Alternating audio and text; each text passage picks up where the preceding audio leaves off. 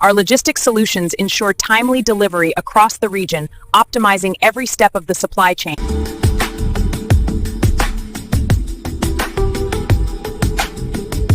Management into simple but powerful lessons. Today we are diving into one of the most important questions for entrepreneurs, business leaders, and logistics enthusiasts. How can you actually make money with logistics? Logistics isn't just about moving boxes from A to B. It is the backbone of global trade, a multi-trillion-dollar industry, and a field where innovation, strategy, and execution decide who thrives and who struggles. In this video, we'll explore in depth how to build a profitable logistics business from the ground up. We'll look at the main business models, the barriers and challenges, the profitability factors, and the strategies that give companies a real competitive edge. And finally, we'll bring in some real-world case studies that show how different players have managed to succeed. Before we talk about how to make money, we need to understand why logistics matters so much. Globally, logistics costs make up anywhere between 6 and 20% of a country's GDP, depending on its level of development. In the United States, for example, logistics accounts for around 7.4% of the entire economy. Think about that. Nearly 1 out of every $14 produced in the economy goes directly into moving, storing, and managing goods. This means logistics is not a side business. It is one of the world's central industries, tightly connected to manufacturing, retail, e-commerce, and even healthcare. Whenever products move, whether it's raw materials, finished goods, or spare parts, someone earns money by making that movement possible. I'm hosting a guy for a date. Which local Nigerian dish can I make with this in under 45 minutes? So how do companies actually make money? There are several different business models in logistics, and each comes with its own revenue streams, costs, and risks. One of the oldest and most straightforward models is warehousing. Companies invest in facilities where goods are stored, handled, and shipped out. Revenue comes from charging rent for storage space, but also from added value services such as packing, labeling, or even light assembly. Warehousing can be capital intensive, but once the facility is in place and running at high utilization, it becomes a stable source of income. Another classic model is transportation. Trucking companies, shipping lines, airlines, and rail operators all move goods from point A to point B. Their earnings come from freight charges, usually calculated by weight, distance, or container, but transportation is also highly competitive. Profit margins are thin, so companies have to be extremely efficient. Success depends on fleet utilization, fuel management, and smart routing. Then we have third-party logistics providers, often called 3PLs.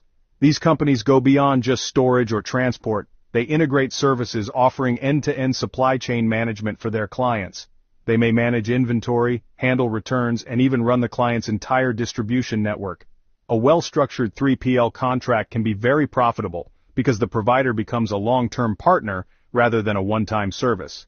And finally, there's the freight forwarding and brokerage model. Here, companies don't necessarily own trucks, ships, or warehouses. Instead, they act as intermediaries, connecting shippers with carriers and managing the paperwork, customs, and compliance issues. Freight forwarders earn money by negotiating transport rates, adding a margin, and providing expertise in complex global routes. It is an asset-light model, where knowledge and networks are more important than heavy investment. Starting a logistics business is not easy. The barriers to entry are high, and that's both a challenge and an opportunity. The most obvious barrier is capital investment. If you want to run a trucking company, you need trucks, trailers, maintenance facilities, and drivers. If you want to run a warehouse, you need land, buildings, shelving, forklifts, and IT systems. These are expensive, long-term investments that can easily run into millions. Then comes competition. Logistics is a crowded space, and big players already dominate. Giants like DHL, FedEx, Quain Plus Nagel, and DB Schenker have global networks, vast resources, and established customer relationships. Competing with them on price alone is nearly impossible. There is also the barrier of knowledge and expertise. Logistics is complex. You need to understand regulations, customs processes, driver working hours, hazardous materials handling, and industry-specific requirements. Without experience, mistakes can be extremely costly, missed deadlines, fines, or even accidents. And finally, there's regulation. Licenses, certifications, safety standards, and environmental regulations all add to the complexity of running a logistics company. These are not optional, they are legal requirements, and failure to comply can shut a business down. So why bother if it's so difficult? Because once you overcome these barriers, they protect you from competitors. They filter out casual entrants and create a space where serious players can thrive. Making money in logistics is about mastering efficiency. Profit margins are usually slim, so every percentage point of cost savings counts. The cost structure of a logistics company depends on the business model, but research shows that across the industry, the largest costs are in transportation, fuel, maintenance, and drivers. In the United States, for example, transportation represents over 60% of all logistics costs.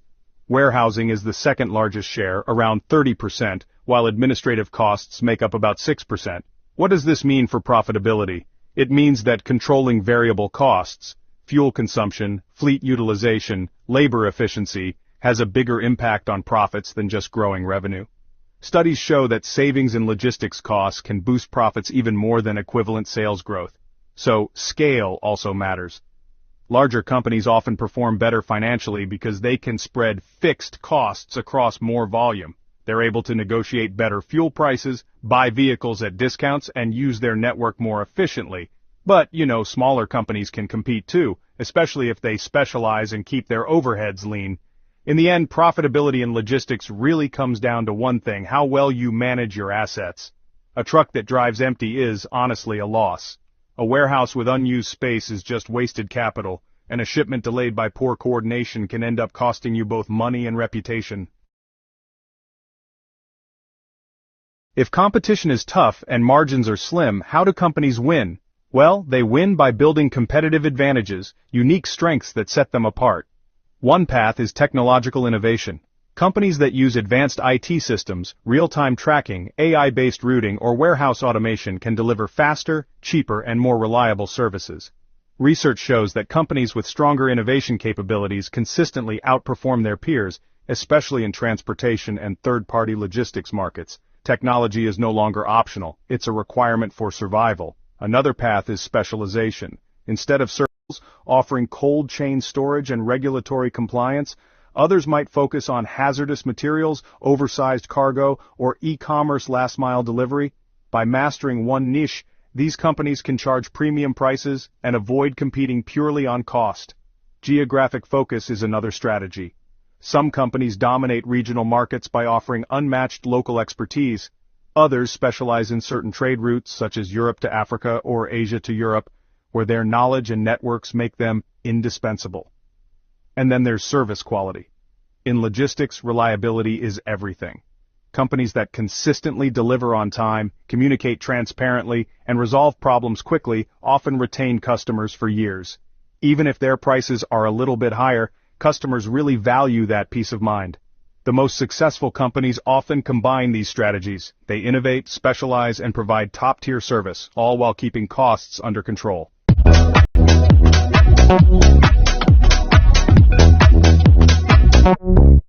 Feels like a dream, feels like magic. Now I believe I can have. Let's bring this down to reality with some case studies. Take Keen plus Nagel, one of the world's largest logistics providers. Their success didn't come just from size, it came from a smart mix of technology and specialization. They built advanced IT systems that gave customers real-time visibility into their shipments.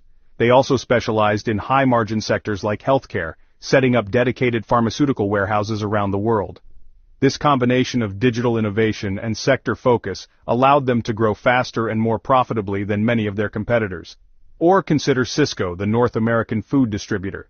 Cisco's business is essentially logistics, moving perishable goods to restaurants and stores. They built one of the most efficient distribution networks in the world, with standardized processes across all facilities. They used their massive scale to negotiate better terms, invested in technology to streamline orders, and created an e-commerce platform for customers. The result was consistent growth and profitability in a low-margin sector. Then there are niche players. Small companies specializing in dangerous goods transport have managed to carve out profitable markets, charging premium rates because safety and reliability are critical. These companies don't compete with giants on volume, they compete on expertise. And finally, digital startups like Convoy in the United States show another